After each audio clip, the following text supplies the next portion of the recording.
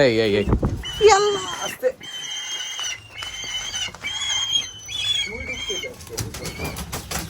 এই চিলটা রেস্কিউর পর থেকে খালি উল্টা থাকে,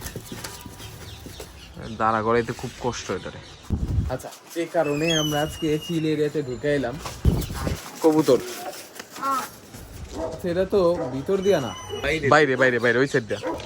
আমি ফার্স্টে ভাবছি যে চিল এরিয়ার মধ্যে কোনো কবুতর ঢুকছে বুঝি, বাস ওইটারে খায় ফেলাইছে।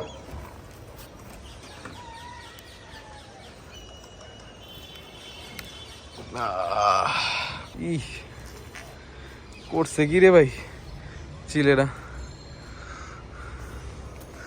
মানে আমার মনে হয় বাইরে থেকে যে চিলগুলো আসে না, ওরা মূলত একটা কোথাও থেকে হয়তো বা মরা পাইছে, এগুলারে নিয়ে আইসা এদিকে বসে বসে খাইছে, খায়া এটারে এদিকে রেখে গেছে। আমি চাই না আমার এখানে কোনো রকম ভাইরাস টাইরাস ছড়াক, তাই মাটি দিয়ে দেবো। ওই যে বসে রয়েছে, দিয়া দেই মাটিতে, হইব।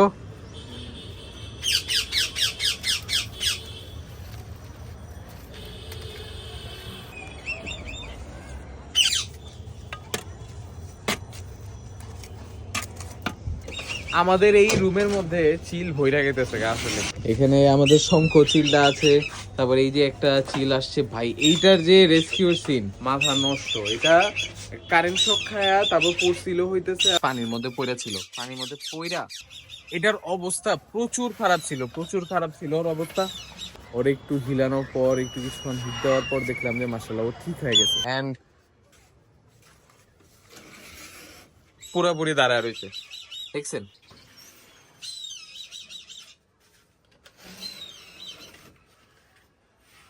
মাশাআল্লাহ, উফ ভালো ফিট হয়েছে ভাই, কি আসছিল।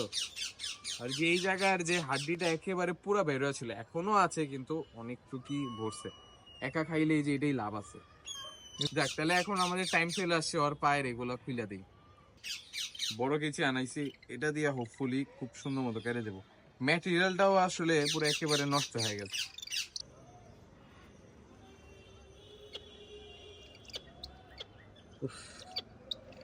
আল্লাহ জানে কয় বছর লাগাই না ছিল, না বছর তো ওর বয়স হয়নি, যতদিন আর কি ওর ইয়াং স্টেজটা ছিল অতদিন তো পাই ছিল খুব সম্ভবত। এটা পুরো একেবারে টাইট, পুরো টাইট। দেখছিস, মানে এর ভিতরে কোনো ভিতরে কেচি ঢুকানো কোনো স্পেসই নেই, দেখ স্কিন গুলা লেগে গেছে ওর পায়ের মধ্যে, দেখছিস। হ্যাঁ,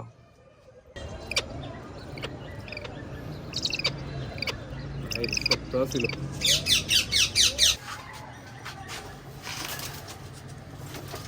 শঙ্খটারে নিয়ে একটু টেনশন আছে, এমন হইতে পারে ওই না খাইতে পারে, দেখি তো। এলো তুই কয়টা, আরে খা বেটা, শঙ্খ ভাই খাও, খাইতাছে। আমি আজকে আমাদের ভিডিও করার টাইমটা না একটু দেরি হয়ে গেছে, তুফান আসতে। হ্যাঁ, তো মূলত দেখা গেছে যে আমাদের ভিডিওটা শুরুই হয়েছে আমরা যেখান থেকে শেষ করি। আসো বাবারা খাও, দেখেন কি শান্তি। এই যে মানে 31st ইলেকশন এগুলোর পর মানে এখন কিন্তু আর ওই রকম কুচকাওয়াজ নেই, তো দেখতেই হয়তো বাবা পারতেছেন অনেক চিল আসছে, কিন্তু অনেক একসাথে। এই তুই তো মাইক খেয়ে যাবি বাবা, নাম কি তো অবস্থা। চলো তুফান আসতে বাপ, আমাদের হেজগের টাইম চলে আসতেছে অনেক কাছাকাছি, তারপর আমাদের খরগোশের বাচ্চা দেওয়ার টাইম চলে আসতেছে। উফ, it's gonna B a good month ইনশাআল্লাহ। আসো তুফান, ডাক দে, তুই না ডাক বড় পিস নিয়ে গেছে গা, সুপার ওয়ার্ম কাইটা খাওয়াইতেছে।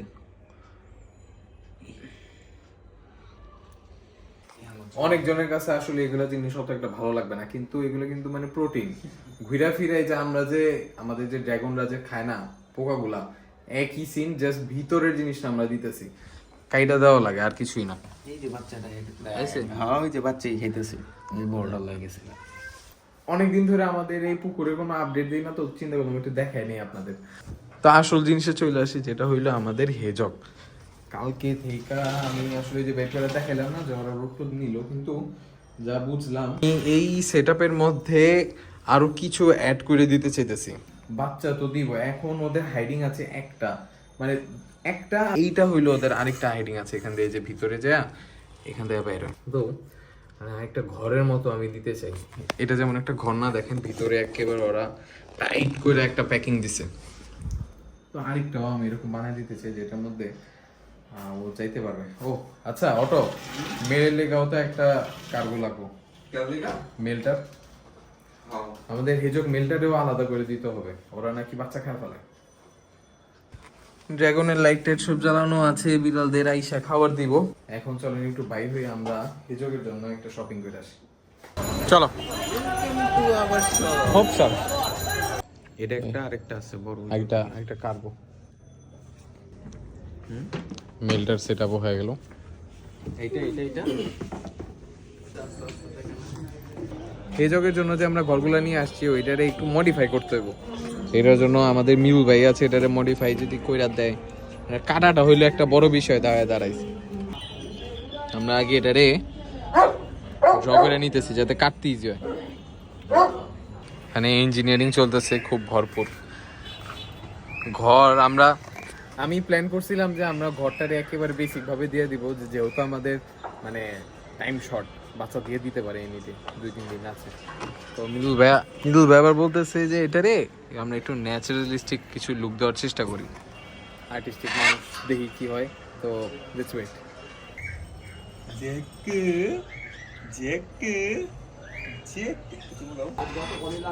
আর একটু বাকি আছে।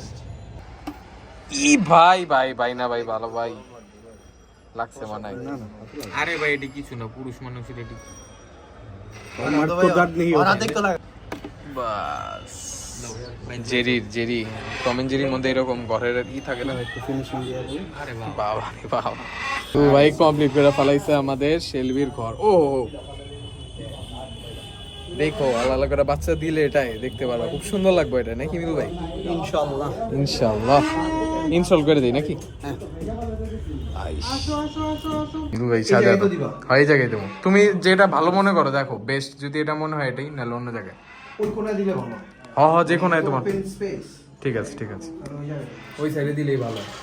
দেখো না এটার ভিতরে ওরা কি সুন্দর বেডিংটা করছে, দুইজন মিলে। এটা হ্যাঁ এটার ভিতরেই দেখো। আরে বাবা সুন্দর, একবারে সব সরাই এই দেখো এটাই। আচ্ছা দেখছো, এটা বাই করি না? হ্যাঁ ভাই করো, তুমি তোমার মতো করো, দাও আমার সব থাকলে। হ্যাঁ পাথরটি দাও তো, এই যে পাথরগুলো দেয়।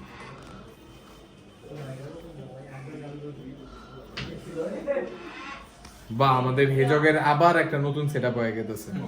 হ্যাঁ ওর খালি সেটআপ চেঞ্জই হয়েছে, কিন্তু এইবার বেটারমেন্টের জন্য, যেহেতু ভাই আমাদের এদিকে জোড়া হয়ে গেছে, বাচ্চা কাচ্চা দিব, তো এটা নেক্সট লেভেলের সেটেলমেন্ট আর কি। এতদিন খালি আমরা শেলবির লেগে এদিক ওদিক করছি, ওর এমনি থাকতে ভালো লাগে না, ওমে ভালো লাগে না, এবার ও বাচ্চা দিবে বলে আমরা সেটেলমেন্ট দিতেছি, চিন্তা বলে ভালো লাগে। ওই যে দেখো ভাই দেখতেছে কেমন লাগলো, ওর লেগেই তো বানাইলাম। নতুন ঘর ভালো লাগছে? বাহ, এটা কি?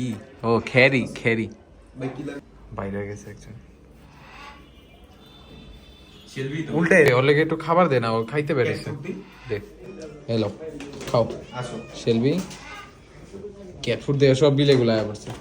খাও বাবা খাও, তোমার পার্টনারেও ডাকো। ঘরটা ভালো লাগছে?